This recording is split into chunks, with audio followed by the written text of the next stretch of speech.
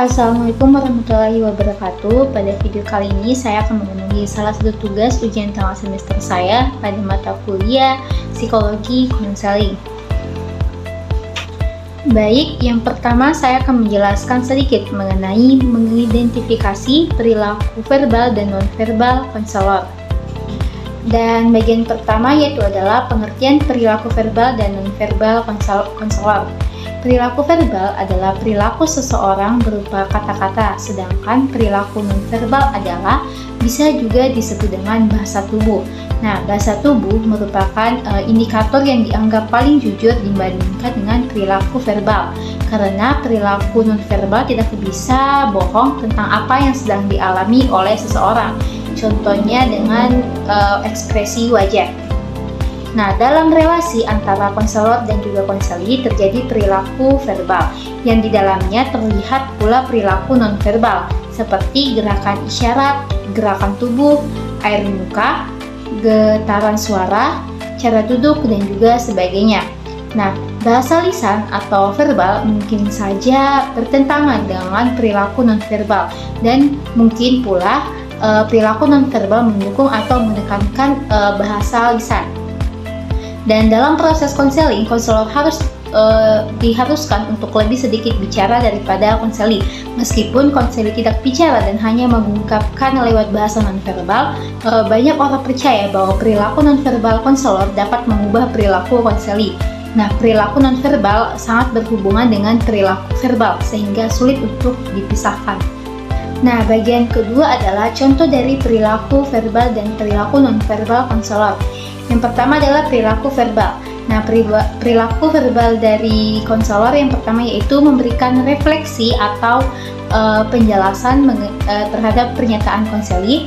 Yang kedua, menggunakan kata-kata yang dapat dipahami oleh konseli. Yang ketiga, penafsiran yang baik atau sesuai. Yang keempat, membuat kesimpulan. Yang kelima, merespon pesan utama konseli. Yang keenam, memberikan dorongan minimal. Yang ketujuh, memanggil konseli dengan nama panggilan atau Anda. Yang kedelapan, memberi informasi sesuai keadaan. Yang kesembilan, menjawab pertanyaan tentang diri konselor. Yang kesepuluh, menggunakan humor secara tepat untuk menurunkan ketegangan. Dan yang terakhir adalah tidak menilai konseli. Nah, adapun contoh perilaku nonverbal konselor yang pertama yaitu memelihara kontak mata yang baik. Yang kedua, sesekali menganggukkan kepala. Yang ketiga, menggunakan wajah yang bersemangat. Dan yang keempat, kadang-kadang memberi isyarat tangan. Dan yang kelima, jarak dengan konseli relatif dekat. Yang keenam, ucapan tidak terlalu cepat atau lambat. Dan yang ketujuh, duduk agak condong ke arah konseli. Dan yang terakhir, menggunakan sentuhan atau touch disesuaikan dengan usia konseli dan juga budaya lokal. Nah, yang terakhir adalah tujuan perilaku verbal dan perilaku nonverbal konselor. Nah, perilaku verbal dan nonverbal konselor dalam konseling bertujuan untuk meningkatkan kualitas hubungan dengan konseli yang pada gilirannya dapat meningkatkan efektivitas konseling. Dalam setting konseling, perilaku yang bagaimanakah seharusnya ditampilkan oleh konselor agar konseli merasa lebih senang, lebih terbuka, lebih percaya, dan lebih tertarik mengatasi konseling sampai tuntas. Nah, menurut Kleinborg pada tahun 1979 menyimpulkan tingkah laku nonverbal responsif konselor menghasilkan persepsi konseli terhadap keahlian, daya tarik, dan sikap dapat dipercaya lebih tinggi kepada konselor daripada tingkah laku nonverbal yang tidak responsif. Nah, bahasa konselor diasumsikan berperan penting dalam pendekatan terhadap konseli, dan Atkinson dan juga Carrasco pada tahun 1975 melaporkan bahwa penggunaan bahasa psikologis menghasilkan persepsi yang lebih tinggi mengenai kredibilitas konselor daripada menggunakan bahasa sehari-hari. Nah, saat seseorang konselor menghadapi konseli, konselor akan mengkomunikasikan perilaku verbal dan juga perilaku nonverbal. Nah, dengan demikian semestinya konselor akan berperilaku dalam tugas mencapai tujuan konseling. namun tidak semua perilaku verbal dan nonverbal konselor dapat membantu konseli sehingga membuat konselor efektif. Nah, sering terjadi perilaku konselor kurang bermakna, suka mengkritik dengan tajam, kurang bersahabat dan juga sebagainya. Nah, lisan konselor yang demikian itu akan membuat konseli menjadi enggan untuk berbicara dengannya. Nah, di samping itu ada pula perilaku nonverbal konselor yang membuat konseli kesal dan juga sebagainya. Nah, hal seperti itu terjadi karena konselor kurang sensitif atau kurang terlatih dalam perilaku verbal dan nonverbal. Nah, bagian kedua adalah aspek-aspek penentu keberhasilan konseli. Nah, aspek-aspek penentu keberhasilan konseli ini ada 3, yaitu 1. Faktor konseli, kedua faktor konselor, dan ketiga faktor metode. Nah, di sini saya akan menjelaskan sedikit yaitu tentang faktor konseli dan juga faktor konselor. Baik, yang pertama adalah faktor konseli.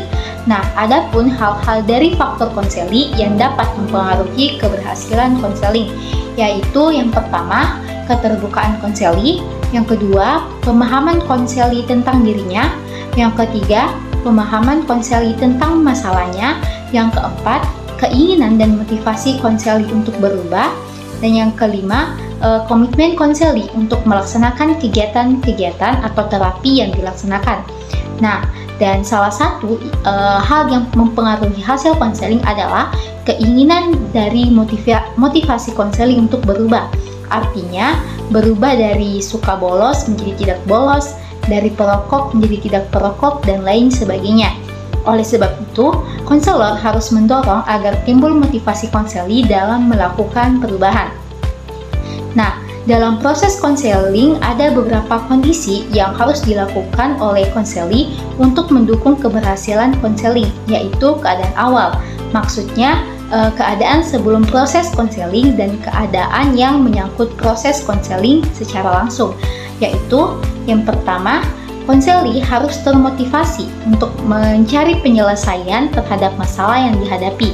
Yang kedua, konseli harus mempunyai tanggung jawab untuk melaksanakan apa yang diputuskan dalam proses konseling. Yang ketiga, konseli harus mempunyai kebenaran dan kemampuan untuk mengungkapkan pikiran dan perasaannya serta masalah yang dihadapinya. Nah, ada juga beberapa faktor yang mempengaruhi konseli. Yang pertama adalah usia. Nah, konseli yang masih remaja lebih mudah dimotivasi perilakunya dibandingkan dengan konseli yang sudah dewasa. Dikarenakan konseli yang masih remaja memiliki karakter, kepribadian yang masih fleksibel, lain halnya dengan usia dewasa yang lebih mantap. Yang kedua adalah jenis kelamin. Nah, wanita lebih mudah dipengaruhi perilakunya daripada pria karena wanita sering melakukan proses modeling. Terus selanjutnya adalah tingkat pendidikan. Nah, konseli yang berpendidikan tinggi lebih dapat menyikapi interaksi dalam konseling secara positif. Dan selanjutnya adalah inteligensi. Nah, berpengaruh terhadap kemampuan konseling untuk dapat menyesuaikan diri dengan cara untuk mengambil keputusan. Terus yang terakhir adalah status ekonomi. Nah, konseling dengan latar belakang ekonomi yang baik lebih positif untuk menilai dirinya di masa depan. Nah, yang kedua adalah faktor konselor. Nah, hal-hal dari faktor konselor yang membuat keberhasilan konseling yaitu yang pertama, kompetensi konselor, yang kedua, pandangan konseli tentang keahlian konselor, yang ketiga, kepercayaan konseli terhadap konselor, dan yang keempat, daya tarik konseli.